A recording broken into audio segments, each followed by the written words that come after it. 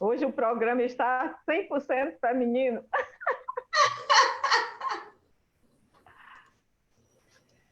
Boa noite.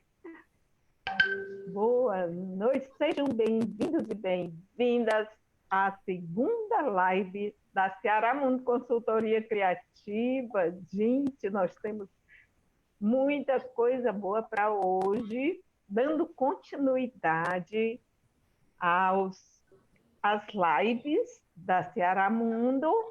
E eu peço que você que está acessando, que você coloque seu nome, coloque a cidade de onde você está falando, de onde você está escrevendo, aí no chat, e diga qual é o seu negócio, argumente, porque hoje vai ser escolhida a segunda pessoa que vai ganhar gratuitamente uma consultoria da equipe da Ceará Mundo, e eu faço parte dessa equipe. Hoje vamos ter duas convidadas maravilhosas. A gente vai aprender muita coisa. Eu digo a gente porque a gente está sempre aprendendo. Nós ao final da live, você vai estar sabendo como você vai ter 10 dicas de neuromarketing para vendas e você também vai saber quais são as habilidades para autoliderança. Eu vou apresentar agora nossas convidadas.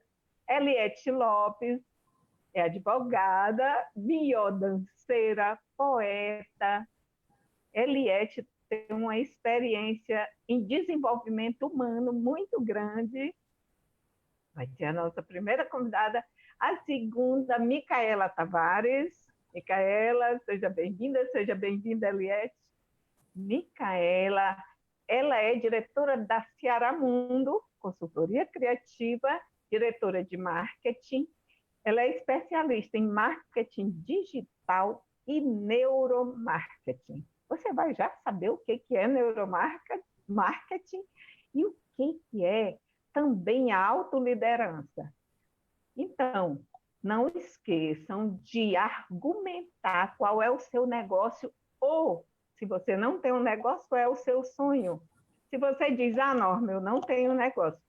Eu nem me apresentei, sou Norma Sueli Guimarães, sou jornalista, atriz, professora de teatro e faço parte dessa equipe maravilhosa. Gente, hoje quem está na técnica é o Celo Tavares. Vamos começar, então. Eliette, você pode começar? Posso, sim. Muito obrigada pela brilhante apresentação, né? E que coisa linda, é um prazer estar aqui. Fico muito feliz de poder contribuir, né?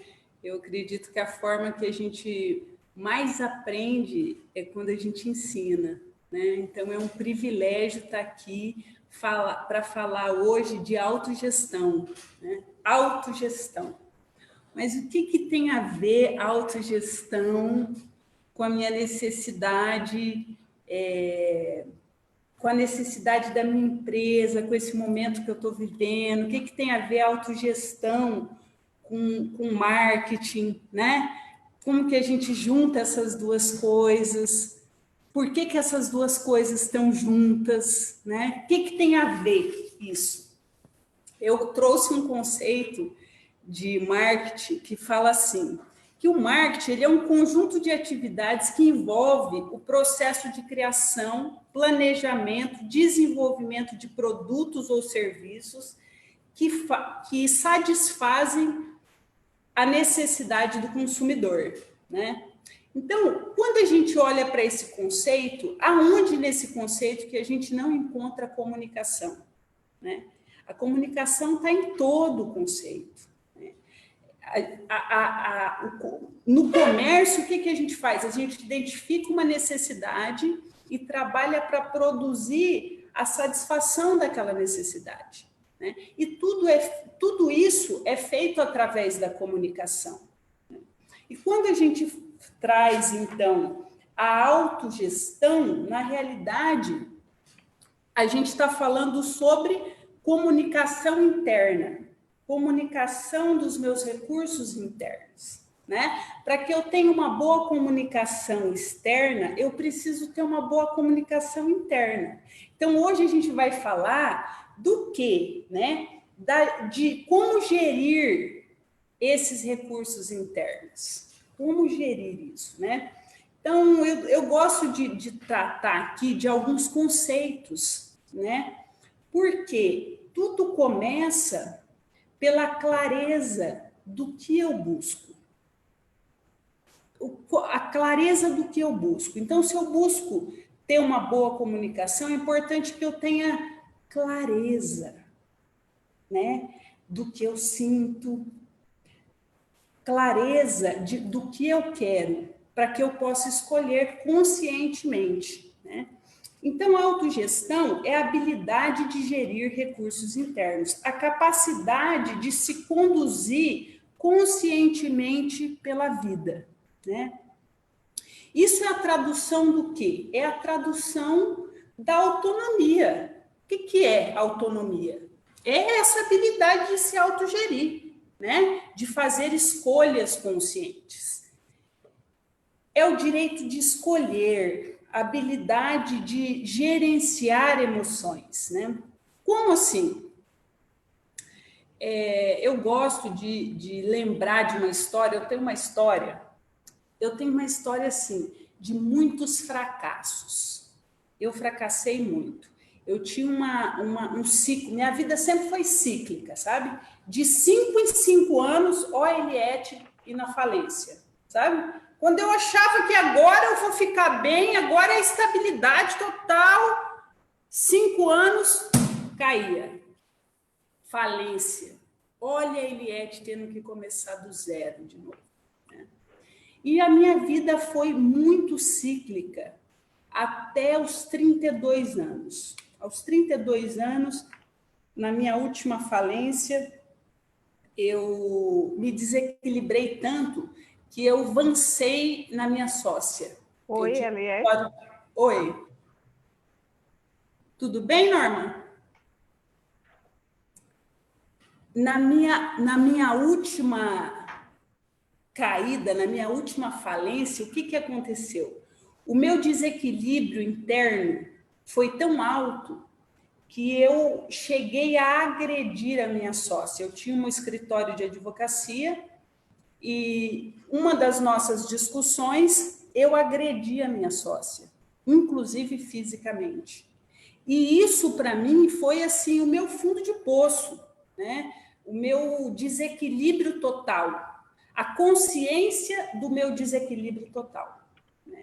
E a partir desse momento, eu decidi que eu iria olhar para isso, né? Olhar para as minhas emoções, olhar para dentro de mim, né? Que eu ia investir no meu autoconhecimento. E comecei esse processo. Então, eu estou num processo de dia 15 de novembro, vai fazer 10 anos que eu estou nesse processo de autoconhecimento e de autogestão, de gerir as minhas emoções. Mas o que isso tem a ver com a minha empresa, né? O que isso tem a ver com a minha empresa? Toda hora a gente tem que puxar isso, porque isso faz total sentido de como eu vou gerir a minha empresa. A forma como eu lido com os meus recursos internos está diretamente ligado com a forma que eu vou gerir os meus negócios, né? Mas como que você fala isso? Fala dessa vida cíclica de estar bem 5 anos, cair, começar de novo, cair, começar de novo, né? Qual que é a relação disso com a gerência dos recursos internos? O que seria isso, né? A habilidade de gerenciar, escolher, fazer escolhas conscientes quando eu estou com raiva, quando eu tenho vergonha, né? Hoje a gente está no mundo online e às vezes eu preciso fazer uma live, às vezes eu preciso apresentar um produto, eu preciso fazer um vídeo, né? Mas eu tenho vergonha de fazer o vídeo. Isso tem a ver com o quê? Com gerência desses recursos internos, né? A raiva. Às vezes a raiva não me deixa fazer uma coisa, não me deixa, ou faz com que eu abandone um projeto no meio, ou que eu não me alie com quem poderia me ajudar, né? Me impede de me relacionar mais próximo com as pessoas, né? O complexo de inferioridade. Eu costumo dizer que eu tenho frases que eu digo quando eu estou agindo em cima dessas emoções, né? O complexo de inferioridade, por exemplo, eu falo sempre uma frase assim: eu não vou dar conta. Eu preciso começar um projeto hoje, e aí vem uma ideia assim: eu não vou dar conta. Eu falei, Liette, por que você não vai dar conta? Você tem todas as competências para realizar a tarefa que eu imaginei realizar. Por que eu não daria conta, né? Mas é aquela vozinha interna que fica falando para mim assim: não, eu sou menos, eu não vou dar conta de fazer isso, né? Então, esse meu complexo de inferioridade. Às vezes também o que me atrapalha é o meu complexo de superioridade, que eu olho para uma situação que não está muito fácil e falo assim: eu não preciso passar por isso. Ah, não. Isso aí, ixi, eu não preciso passar por isso, né? Meu complexo de superioridade, se eu não precisasse, eu não estaria ali, né? Então, assim, todo mundo precisa um do outro. Nós não devemos depender, mas a gente precisa um do outro, né? E a impaciência de esperar o momento que não é o meu, né? O momento das coisas acontecerem, a intolerância, né? Quem não sente ou já não chegou no resultado que deseja por intolerância às crenças dos outros, né? Ou por intolerância a opiniões diferentes, né? A ausência de disposição de aceitar um ponto de vista diferente do seu, né? Então, a intolerância. Então, todas essas coisas são coisas que a gente trabalha nesse processo de autoconhecimento. Por isso que é tão necessário olhar para isso. Como eu sinto quando eu estou assim? O que eu penso? Quais são as frases que eu digo? Né? Olhar para isso, conhecer essa forma de agir minha, né? E gerenciar tudo isso. Eu fiz uma pergunta, eu trouxe uma perguntinha aqui que fala assim: se perguntarmos por que as pessoas falham, as justificativas mais comuns, né? Eu trouxe, fizeram uma pesquisa e fizeram essa pergunta aqui: qual justificativa mais usada para justificar a falha nos empreendimentos, né? E essa pesquisa, as pessoas responderam que é o tempo e o dinheiro. E aí a gente traz de novo para esse olhar da autogestão, né? E do que me empodera. Porque o que me empodera é trazer para mim a responsabilidade da vida, não colocar para fora, né? Colocar no tempo, colocar no dinheiro que não tem. Se eu trago isso para autogestão, se eu trago a responsabilidade disso para mim, eu vou entender que o tempo é questão de prioridade, né? E prioridade eu consigo colocar quando eu tenho clareza do que é importante, do que não é importante. E quando eu falo do dinheiro, como eu dei exemplo, né? Eu vivia falindo, né? Eu nunca tive uma estabilidade, porque de 5 em 5 anos eu caía, aquela vida cíclica, né? E eu trago o dinheiro, né? Ah, é o dinheiro. O dinheiro, como que existem pessoas que começam do zero? que essas pessoas usam? Essas pessoas usam da criatividade, que é um recurso interno. Então, tá vendo a importância de olhar para os recursos internos? Os recursos internos, eles vão me empoderar. É de lá que eu vou arrancar força, fé, perseverança, confiança, né? Então, por isso que é tão importante a gente olhar para isso, para o autoconhecimento, para a autogestão de recursos internos com carinho, porque ele é prático, né? Então, duas coisas aí que a gente tem um exemplo. Uma, falta de tempo. Falta de tempo nada mais é do que priorizar, né? E priorizar, você tendo clareza de onde você quer chegar, você consegue priorizar a coisa que é mais importante para você. E a questão do dinheiro, a gente traz aí a criatividade, que foi assim que tudo surgiu disso, né? Como eu posso resolver esse problema da falta de dinheiro? Eu preciso do quê para resolver a falta de dinheiro? Eu vou ter que usar o quê? Eu vou ter que usar a criatividade. Então, antes que você responda, Eliette, falta 5 minutos. Nossa, tá, eu vou correr aqui, eu vou correr. Então, os exemplos de recursos internos, né? Além desses, eu quero trazer a determinação, o amor, o cuidado, a curiosidade, a flexibilidade, a tolerância, a visão.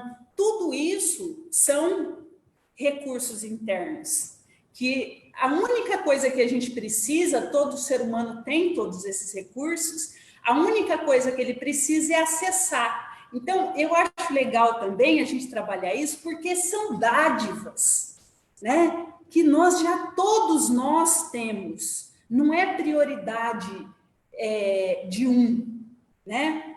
Não, todo mundo tem. E a gente só precisa acessar esse conhecimento que nós temos em nós, né? E o que eu trouxe aqui? Uma ferramenta que eu acredito ser a melhor ferramenta para acessar esses recursos internos, que é a meditação, né? Antes eu coloquei aqui, qual o fator determinante de acesso aos nossos recursos internos? Eu coloquei que são as nossas emoções e o nosso estado de ânimo, né? Dentro desse estado de ânimo aí, a gente pode colocar ânimo, né? Fôlego de vida, né? A gente pode colocar um monte de coisa aí. Mas hoje eu vou trazer uma ferramenta que eu acredito que é a ferramenta primordial, a ferramenta fundamental dentro do meu processo, que é a meditação, né? Então, eu trouxe aí 5 dicas de meditação, né? A primeira das dicas é para quem nunca praticou a meditação e acha muito difícil, né? Eu sugiro que comece pelas meditações guiadas. Nós temos, eu sou voluntária, né, da Arte de Viver, e ali o nosso mentor, né, o mestre, é o Ravi Shankar, e ele tem várias meditações guiadas. Então, como que eu faço para estar dentro de uma meditação guiada, né? Que é a minha primeira sugestão. A meditação guiada, ela é como uma massagem. Uma massagem, você não fica para o massagista. Pega aqui, agora vai aqui na minha casa. Não, você chega lá e relaxa, né? E a meditação guiada, ela é isso. É um relaxamento. Então, você só vai seguindo o que ele vai falando, né? Então, minha primeira sugestão é começar aí. Quem nunca começou, pode começar com uma meditação guiada, que é só ir seguindo o fluxo, né? Seguindo a sugestão que está sendo passada. Eu sugiro aí meditações da Arte de Viver. A segunda é você não ter expectativas, né? Você não criar expectativas com relação à meditação. É simplesmente curtir um processo. Porque a meditação, na meditação, o que acontece é um processo de liberação de estresse, né? A meditação é um repouso profundo. É como se fosse um sono, só que é um sono consciente, né? Então, a meditação, ela é um repouso profundo, consciente. Então, não criar expectativas. Às vezes eu fico percebendo assim, as pessoas querem ver coisas na meditação, cores, né? E eu acredito que a meditação é mais importante, o efeito dela no dia a dia, do que quando você fecha o olho. A experiência que se tem quando fecha o olho, né? É mais importante a hora que o olho está aberto. Como que eu estou reagindo assim? Eu estou reagindo às circunstâncias? Ou eu estou tomando ações? Eu estou empática às necessidades alheias? É dessa forma que eu acredito que eu faço a avaliação de se a meditação está funcionando para mim ou não está, né? É mais importante do que eu ficar avaliando o que está acontecendo a hora que eu fecho o olho. São essas mudanças positivas na minha vida, né, que acontecem diariamente.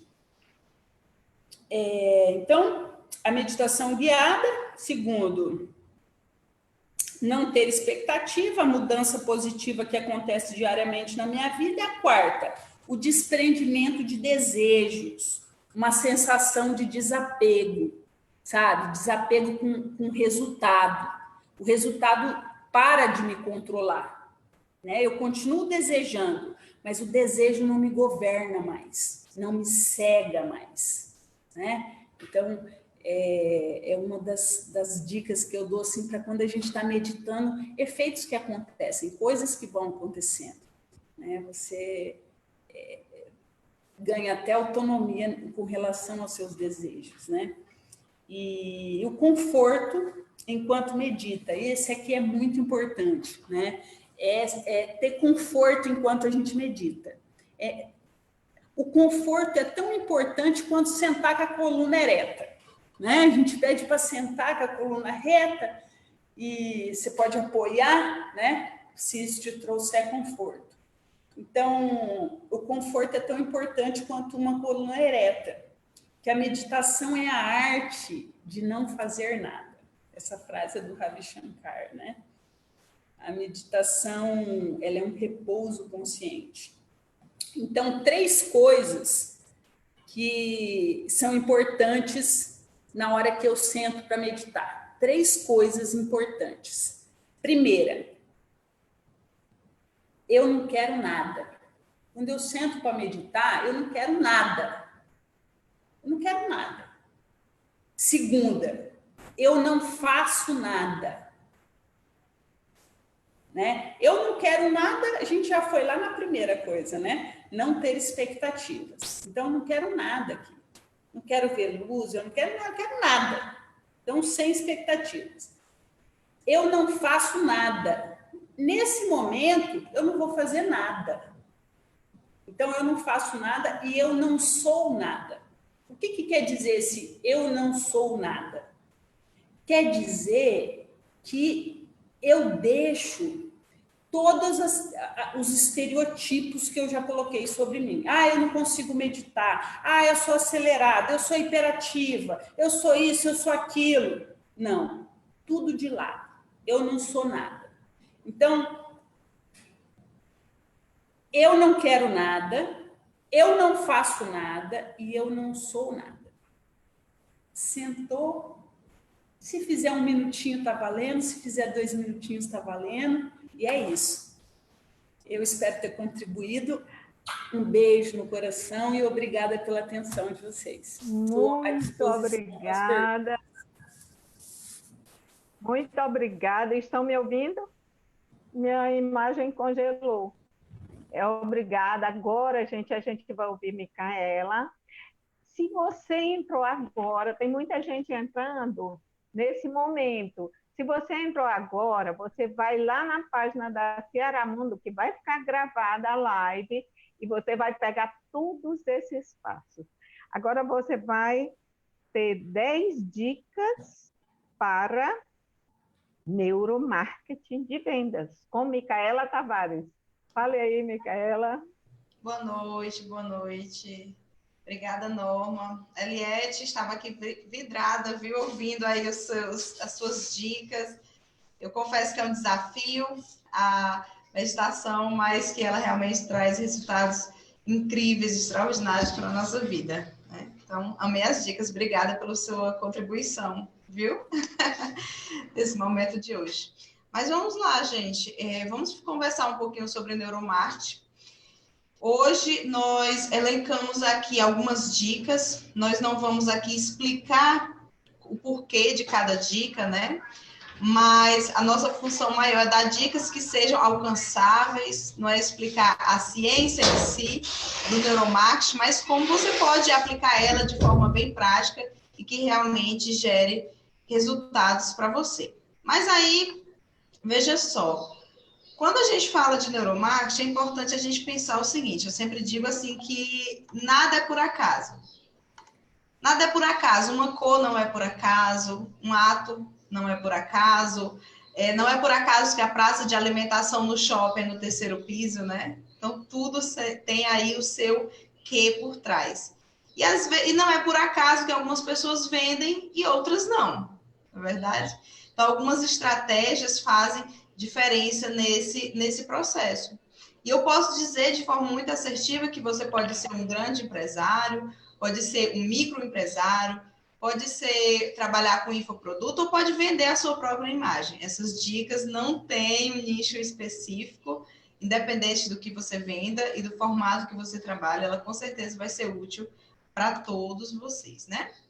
Então, imagine só, quando eu faço uma pergunta para alguém, né, e sempre quando falo sobre neuromarketing, eu começo perguntando por que você comprou, por exemplo, poderia perguntar para a Norma por que ela comprou essa blusa belíssima que ela está usando aí, de bolinha, né? Por que ela comprou?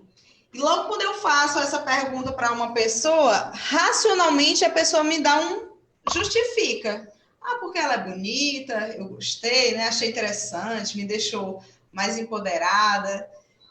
E aí, isso é o racional, né? A gente justifica o ato da compra. Mas aí, lá na Universidade de Harvard, tem uma pesquisa, gente, que indica que boa parte das nossas decisões, elas não são racionais. Mas veja só, antes de chegar nessa pesquisa, o neuromarketing, na verdade, ela é uma ciência que surgiu de várias outras, né? Da própria neurociência, e hoje você vai ver neuro tudo, neuroeducação, neuropsicologia, porque realmente ela está alinhada a todos os nichos. Mas o neuromarketing em si, ele surge de 4 ciências, que é a neurociência, a psicologia, a própria antropologia, né? Se nós fôssemos detalhar aqui esse processo, você ia perceber isso. E, essencialmente, o comportamento do consumidor, que é o que mais nos interessa aqui. Então, o neuromarketing, ele é responsável por estudar essas ações dos consumidores e, mais essencialmente, do comprador. É através dessa ciência que nós vamos entender o comportamento das pessoas, as emoções, os impulsos, né? E as suas motivações durante o processo de compra.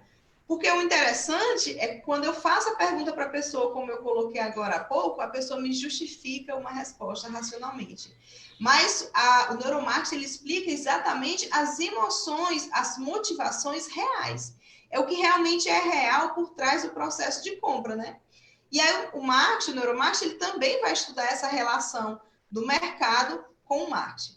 E aí, falando da pesquisa que eu havia falado anteriormente, na Universidade de Harvard, né, um pesquisador, eu acho que foi Zaltman, se eu não me engano, né, ele chegou à seguinte conclusão, após anos de pesquisa, que 95% das nossas ações, elas são inconscientes. Imagina que, se eu não me engano, nós tomamos aproximadamente 60 mil decisões diariamente. Não todas, mas 95%, a maioria das nossas atitudes, das nossas escolhas, elas são tomadas de forma inconsciente, ou seja, através de motivadores que eu mesmo desconheço, né?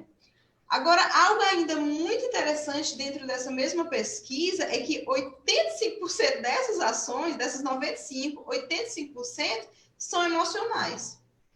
Então, veja só, é até interessante porque que tudo se alinha, né? Por que as nossas lives é salve seu encontro ou salve seu negócio em 4 encontros? É exatamente porque tudo está alinhado. A Eliette acabou de falar aí das emoções, e agora nós vamos até mostrar como é que esse processo de emoção, né? Entender as emoções do consumidor é tão importante e se alinha aí nesse sentido e nesses motivadores, né? Então, para que é que serve o neuromarketing? Eu aconselho você, até quem não está aí, pegar uma canetinha, né, se puder, e anotar essas dicas.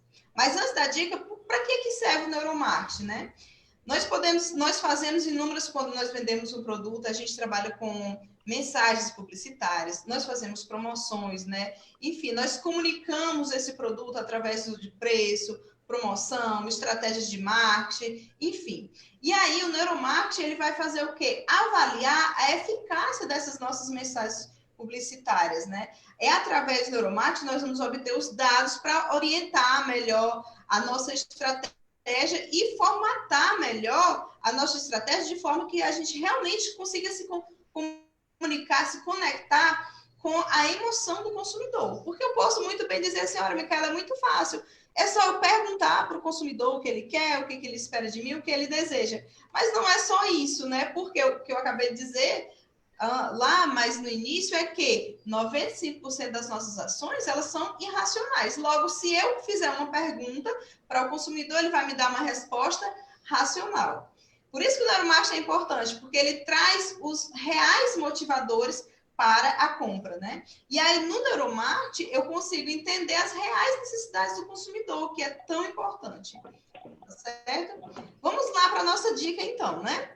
A primeira dica com o neuromarketing é importante até reforçar. Não vou detalhar aqui, né, por que essas dicas são eficazes, mas realmente trazer para você dicas que você possa utilizar e que é comprovado cientificamente, né, que a gente pode estar vendo num próximo momento. Mas a primeira dica, gente, que eu aconselho a vocês é trabalhar a dica da escassez, urgência e exclusividade. Ora, o nosso cérebro, tudo que é escasso é valioso. Tudo que é urgente, né? Como é que falta pouco tempo? Imagine que você está vendendo um curso online, que é muito comum nesse período da quarentena. Então, eu trabalho o senso de urgência. Daqui a 96 horas, ou daqui a 4 horas está finalizando, né? E a escassez, vagas limitadas. E aí é muito importante, é importante até falar algo, porque assim, quando eu falo de usar esse processo, eu logo digo a questão da integridade, né, da pessoa. Porque, assim, muita gente você tem que ser verdadeiro. Não é porque agora eu aprendi as técnicas, então eu vou dizer que eu tenho aqui 10 vagas para o curso, mas na verdade eu tenho 20, né? E por aí vai. Então, a integridade nesse processo, ele realmente é importante. Você só vai dizer que realmente você vai finalizar ou fechar um curso com 24 horas se realmente isso for verdadeiro. Porque senão você vai fazer um processo totalmente contrário. O nosso consumidor, ele realmente compra da gente, ele fideliza através das experiências que nós proporcionamos. Então, se você não é íntegro nesse sentido, naturalmente os seus consumidores eles vão perceber e isso vai causar uma péssima experiência, né? Então trabalhe a escassez, a urgência e a exclusividade alinhada ao seu produto, mas com integridade, tá? Vamos aí para nossa segunda dica, né?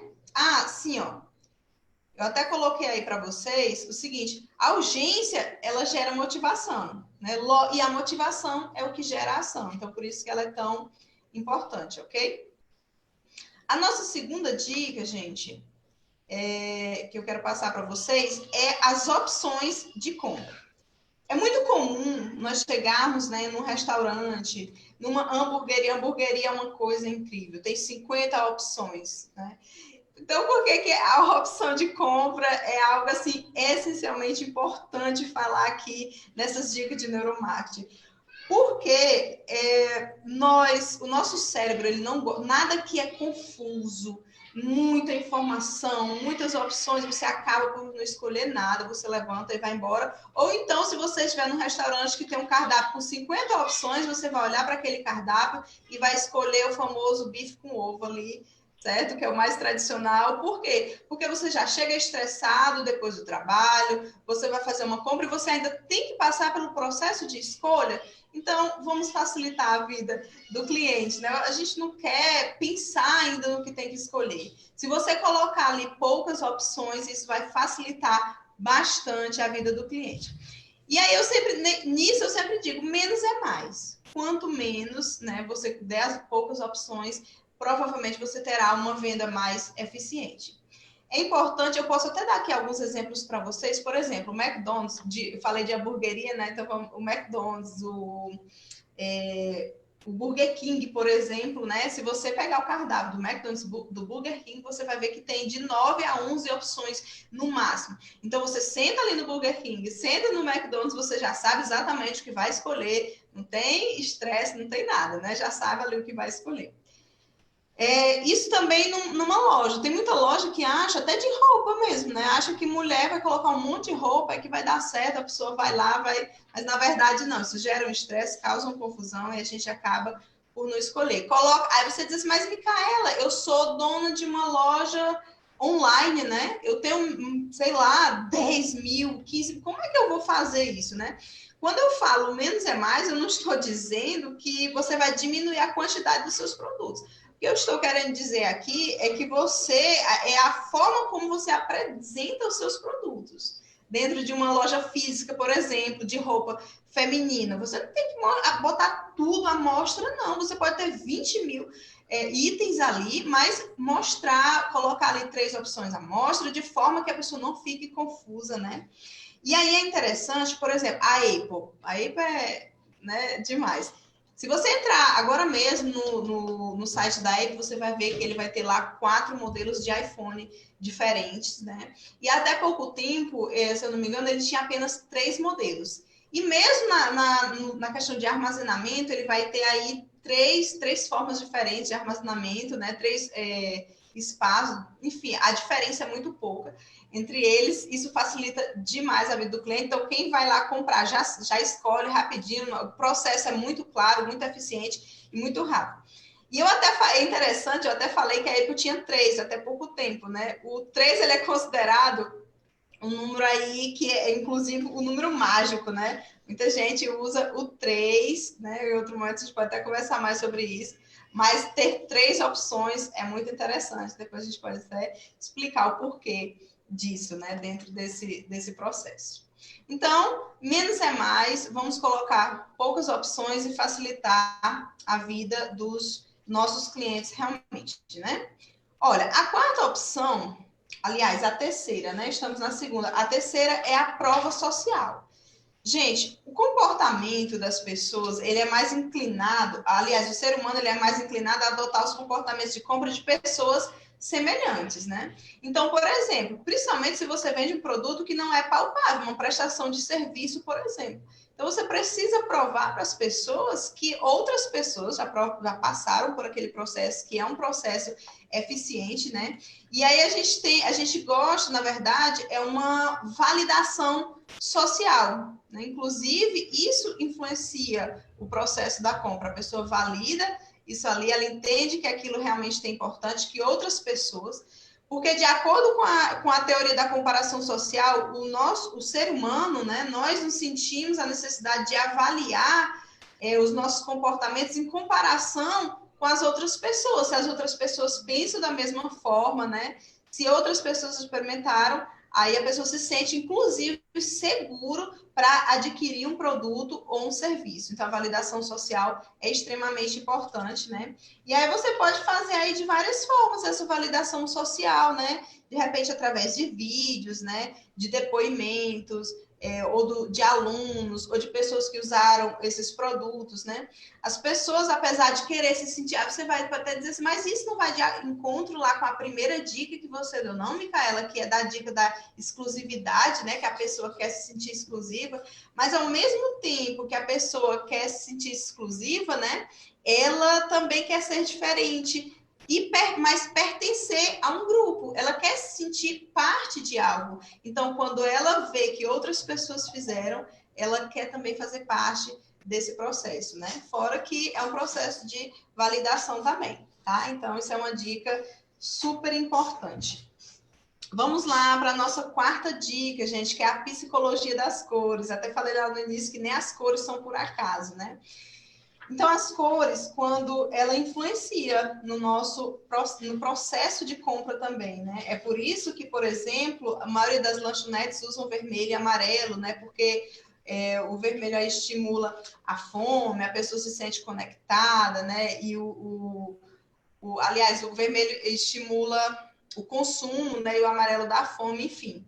Mas deixa eu dar só umas dicas para vocês rapidinho aqui, tá? Olha, imagine só o vermelho. O vermelho, ela é uma cor estimulante que aumenta o ritmo cardíaco do consumidor e a sua pressão sanguínea. Até coloquei aqui para me lembrar para vocês, né? É uma cor conectada ao entusiasmo, à paixão, à liderança, né? É uma cor quente utilizada isoladamente, que utilizada isoladamente tende a cansar.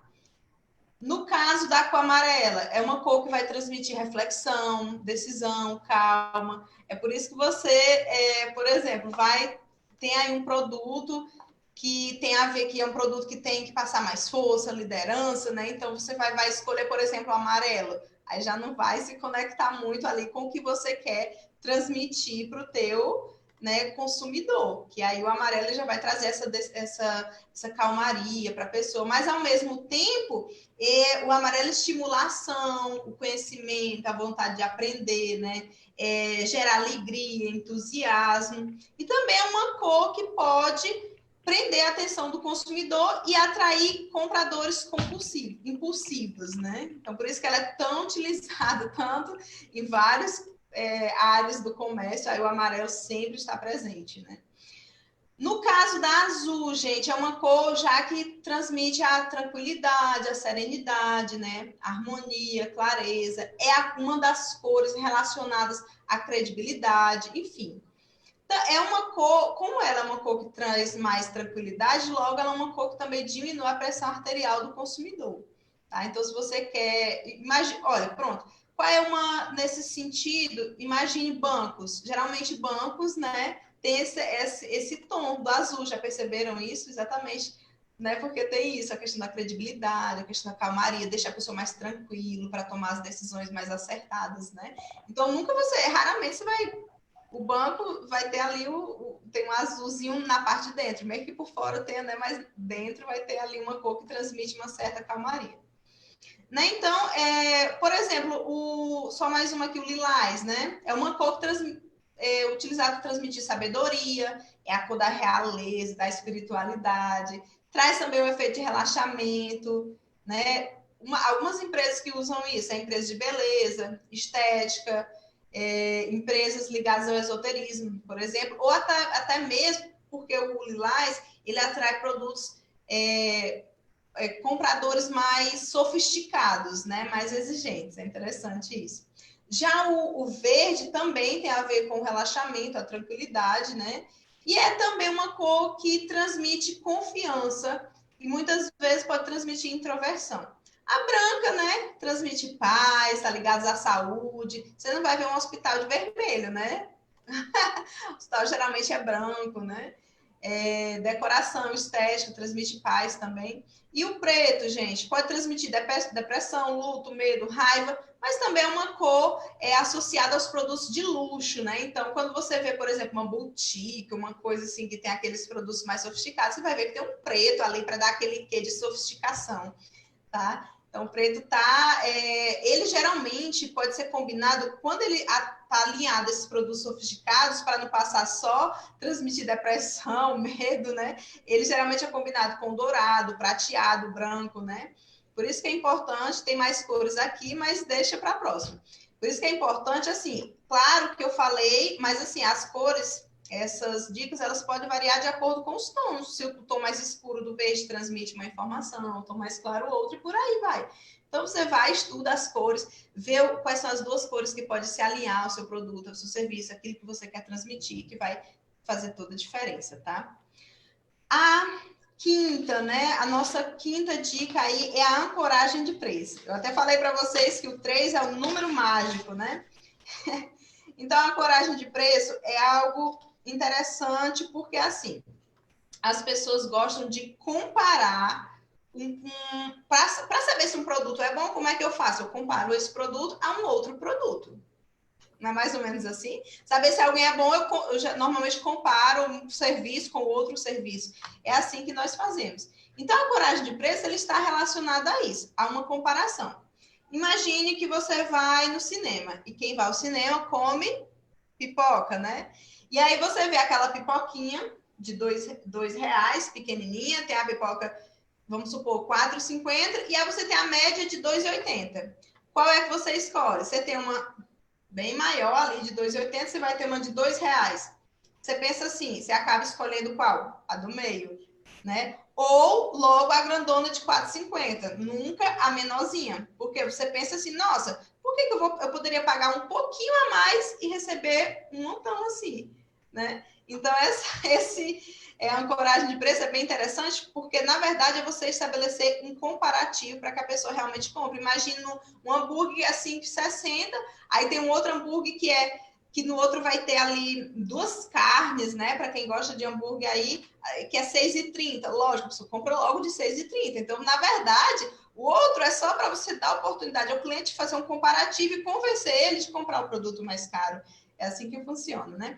Um exemplo disso, eu estava pesquisando hoje uma empresa, né, se eu não me engano, uma empresa norte-americana, a Williams Sonoma. Pesquisando sobre isso, eles fizeram uma experiência, tinha uma impressora lá, se eu não estou enganada, que era no valor de mais ou menos $275. E aí eles pegaram um outro produto e colocaram lá de $429, que era um pouquinho, a diferença era pouca, né? Enfim, do que ele ofertava, das vantagens, e aquele produto menor acabou vendendo muito mais depois que colocaram a maior, porque a pessoa entendeu o seguinte, que esse produto estava muito barato em relação ao benefício que ele tinha para o outro, que era o dobro do preço, que tinha praticamente o mesmo benefício, né? Então, eles acabaram escolhendo ali aquela impressora que era de médio porte, né? Então, quando eu dou a oportunidade, resumindo isso, é o quê? A coragem de preço. É eu dar a oportunidade ao meu consumidor de fazer um comparativo de preço para que ele tome uma decisão com mais segurança, né? De forma inconsciente, né, gente? Até porque a gente está falando, não está falando do lado racional. Nós estamos falando aqui do neuromarketing que estuda o quê? O comportamento, né, do comprador, que nem ele mesmo sabe. É por isso que o neuromarketing existe, né? Graças a Deus. Pronto. A nossa sexta dica é a aversão à perca, gente. Ninguém quer perder. A nossa perca, essa palavra, a palavra mesmo, perda, está associada psicologicamente à dor. Então, o ser humano, ele detesta perder. Isso é tão forte que a dor da perca ela é infinitamente maior que a dor do ganho. Então, nós temos que, naturalmente, nós tendemos a nos afastar da dor do que nos aproximarmos do prazer. Imagine só, vamos fazer algo bem simples, emagrecer. Né? Então, você vai vender um produto para emagrecer.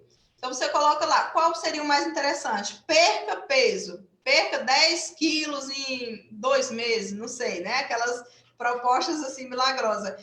E aí a pessoa já fica, né? Já dá aquela sensaçãozinha de perca, alinhada. Aí já isso inconscientemente a pessoa pode até dizer, olha, eu quero perder peso. Mas lá no íntimo dela, ela não quer, porque a gente gosta o quê? De ganhar. A gente gosta de ganhar. Então, assim, como é que eu posso substituir isso pelo um ganho? Emagrecer. Porque eu tiro ali a palavra perder, eu tiro a sensação de dor da pessoa. E aí, aliado ao emagrecimento, eu coloco o quê? Que eu posso ganhar saúde, eu posso ganhar boa forma, ganhar vitalidade, né? E isso dá, quando eu tiro essa sensação de dor para a pessoa, logo facilita bastante, né? O meu processo de venda. Caso você venda um serviço ou qualquer outro sentido, né? Na sétima dica, gente, precificação de produtos, né? O cérebro tende a confiar mais nas informações por ordem de chegada. Por exemplo, vamos lá, isso é muito interessante, isso é muito gostoso. O que a gente mais vê é produtos assim com preço, R$1,99, R$4,99, R$7,99. Vocês já viram isso? É muito comum. Só que quando eu falo isso, qual é uma das primeiras coisas que vem à nossa mente? Promoção. A gente já pensa em promoção, né? R$14,99. Então, assim, o número 9, ele foi massificamente utilizado e alinhado à promoção. Promoção nos dá a sensação de produto de não valor, né? Inconscientemente, a gente, porque foi tão massificado isso, o 9 no final, que o nosso cérebro inconscientemente já alinha isso a um produto que não tem valor. Olha, nem precisa acreditar em mim. Quando terminar essa live, você vai lá no Google e você coloca assim, vestidos em promoção ou sapatos em promoção. Olha, eu desafio a você, mas muito provavelmente você vai achar milhares de produtos com R$19,99, R$9,99, R$39,99. É uma coisa incrível. E eu digo, eu pesquisei, viu? E aí eu procurei também produtos que têm essa sensação de diminuição de valor. Como assim? Porque a pessoa diz assim, Micaela, mas por que eu uso R$9,99? Vamos lá.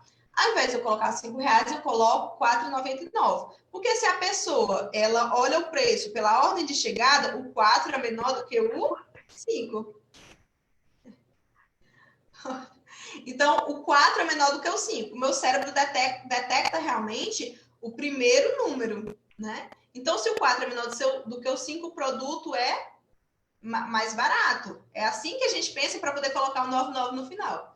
Só que aí, isso já, como eu falei para vocês, nosso cérebro ele é muito complexo. Ele identifica o primeiro e o último número, né?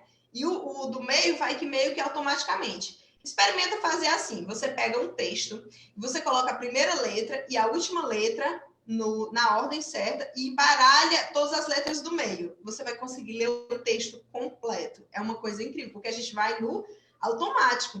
Então, o nosso cérebro funciona assim para os preços também. Você pega o 4, pega o 99, por exemplo, R$4,99, ele identifica o 4 e o 9 lá no final. Opa, é barato, mas ao mesmo tempo o nosso cérebro associa isso a um produto de não valor, né? Por causa do 9. Como é que eu posso fazer, Micaela? Eu posso colocar R$4,95, por exemplo, e tirar o 9 ali do final. Então, isso é uma dica super importante, porque às vezes o produto é um produto de valor, que eu quero dar a sensação de ganho para o cliente, mas ao mesmo tempo dá a sensação de que é um produto de qualidade, não é um produto que está na promoção, embora ele seja um produto mais barato, certo?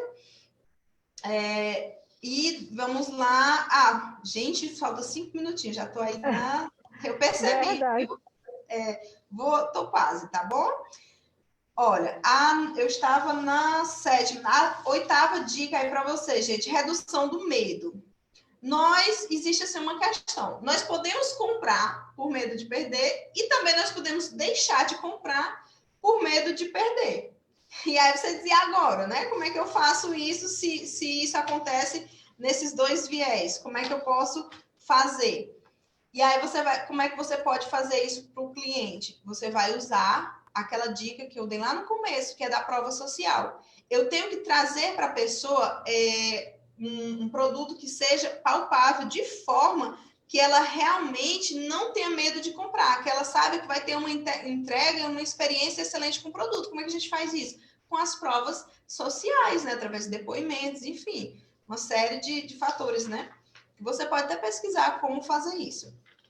E estamos aí vamos para a 9ª, né? Pronto. A 9ª, gente, a 9ª é a diferenciação.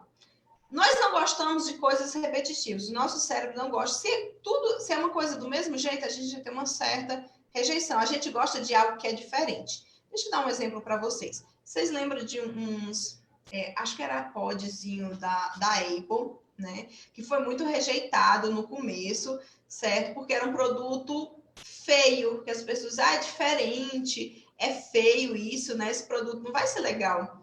E hoje, gente, por incrível que pareça, eu tenho até um gráfico sobre isso, que eu não mostrei slide hoje para vocês. Mas, assim, ele está, se eu não me engano, pareado com outro serviço aí, em nível de receita, né? Pareado aí com o Uber, né? Que o Uber, inclusive, tem a receita bem pertinho da Netflix, incrível, né? E o iPod está aí entre esses três, que é o Uber, a Netflix, o Uber e os iPods. E depois disso, tanto que ele até vence aí do Adobe, do Spotify, do Twitter, gente, do Snap, certo? Só para vocês verem como um produto, quando se diferencia. É até interessante, porque assim, se você novamente diga, eu vou lançar um produto, então se eu pesquisar ali o que o cliente vai achar sobre aquilo, a gente tem que ter muito cuidado, porque pode ser uma faca de dois gumes, no sentido de ele vai ter uma certa rejeição, porque ele vai achar no começo que é feio diferente, mas foi o que a gente disse lá no começo, a gente fala o que é racional. A gente não se conhece, a gente não conhece as nossas reais motivações. Então, a gente fala, o racional, na verdade, apenas justifica uma decisão inconsciente. Ou seja, eu estou justificando uma decisão e não falando que é realmente, né? Olha. E a última, viu, Norma? A última é um benefício tangível, né? É algo que realmente eu consiga, que seja alcançável para mim, que seja possível. Por exemplo, as 10 dicas que eu dei para vocês aqui é tangível. Por quê? Porque são dicas fáceis, eficientes, não foi complicado. Neuromarketing é uma ciência, mas nós não falamos de ciência, não falamos de processos científicos aqui. Nós temos dicas que você pode fazer, que são totalmente funcionais e são eficazes, né? Então, é um benefício completamente tangível. E para finalizar, eu quero dizer para vocês que vender é uma ciência. Então, vamos estudar neuromarketing, né? Que com certeza a gente vai ter benefícios extraordinários. Gratidão pela oportunidade, acho que eu terminei mais ou menos no tempo, né, gente? Abraço. Obrigada. Obrigada, Micaela. Obrigada, Eliette. Gente, vocês que entraram depois, a gente está fazendo essas lives. Salve seu negócio em 4 encontros, que serão 5. E aí, a gente convida você a concorrer a uma consultoria gratuita com a equipe da Ceará Mundo. Aqui temos 3 pessoas, o Ocelo Tavares está aí nos bastidores, na técnica, e tem outras pessoas, tem o LC Galeto, que é humorista, tem Socorro Monteiro, e na próxima, que vai ser na próxima terça, mesmo horário, às 20 horas, quem vai ser entrevistado sou eu e a Socorro Monteiro, não é isso? Pois bem, tem muita gente aqui ligada, Ercilene Costa, Renato Lely, Carlos Dória, Sônia Terríssima, minha amiga, Benedito Guimarães, Sapatinho Dantas, Francisco Adete, Washington Luiz, Márcia Leal, a psicóloga Márcia Leal, minha amiga também. Então, agora vai ser a escolha de alguém para concorrer a essa consultoria gratuita. Na live passada, foi o senhor Gerardo, que é da Pizzaria Bom Sabor. Confirma, Micaela? E agora a gente vai saber quem é o ganhador ou a ganhadora. Ana Brito acabou de entrar, Cauane Lima também está aqui ligada na gente, na nossa live da Ceará Mundo, consultoria criativa. E já tem o nome, Ocelo? Ocelo, pode falar? O Celo não está aqui comigo, mas Tá. acredito que já que ele está ele tá assistindo aqui, já que ele vai dar um retorno. Tá certo. Então, é muito importante, a gente está falando ao mesmo tempo que a gente está falando de negócio, de vendas, a gente está falando de comportamento, de pessoas. A gente não quer ser tratada como um cliente, né? Como se fosse uma coisa. A gente quer, quando está nesse processo de compra, a gente quer ser tratada exatamente na nossa singularidade, não é, meninas? E é muito importante tudo isso que vocês falaram, essa coisa de eu procurar me conhecer melhor, me perceber melhor. Ninguém consegue se conhecer, mas a gente pode se perceber. E de perceber a outra pessoa, que é o que você colocou, a Eliette. tratou da meditação, que é quando eu vou passar a me perceber melhor, e Micaela, de como eu percebo o outro na sua subjetividade e nos símbolos, né? Essa coisa das cores é interessante. O vermelho, não é por acaso que eu gosto de vermelho. É legal lembrar também, Norma, que vai ficar gravada para quem está chegando agora. Essas pessoas vão ter oportunidade de acessar esse conteúdo, né? Isso, vocês acessem. Aí no Facebook, só colocar o nome, Ceará Mundo. Aí aparece a foto do Ocelo Tavares. E tem também a logo, né, Isso. Micaela?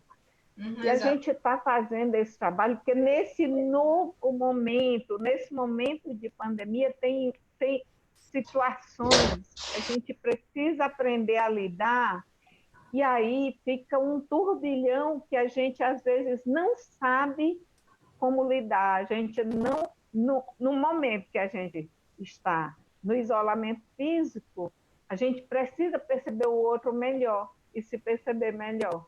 E aí, já tem o resultado, Marcelo?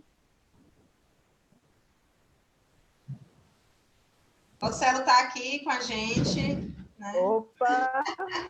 Fale Boa noite a aí, todos. Marcelo. Eu estava ali respondendo umas perguntas e deixa eu falar aqui a notícia boa para vocês. Primeiro, parabéns a essas mulheres poderosas. Nós vamos deixar, Norma, hoje, em aberto, mesmo após a live, as pessoas vão poder botar sua frase, aquela pergunta que eu coloquei lá no comentário. A melhor frase, a gente vai entrar em contato. Então, se você entrou depois, perdeu a live ao vivo, mas está assistindo, coloque aí, responda essa pergunta: por que eu mereço ganhar a consultoria da Saramundo Consultoria Criativa? E aí a gente vai escolher e vai entrar em contato. Então, você tem a sua chance, mesmo quem perdeu ao vivo vai estar aí concorrendo, tá bom? Ótimo. Então, gente, muito obrigada. Obrigada a vocês. Obrigada a todas as pessoas que estão ligadas aqui na Ceará Mundo, na live. E na próxima terça, aguardamos vocês. Convidem amigos, enviem o link para amigos e inimigos. Que é para a gente. Tem muita gente aqui. Um beijo. Um abraço, tchau, tchau. Amém Tchau. estar com vocês, viu? Com todo mundo. Sigam a gente nas redes sociais, tá? Estamos. Fernando,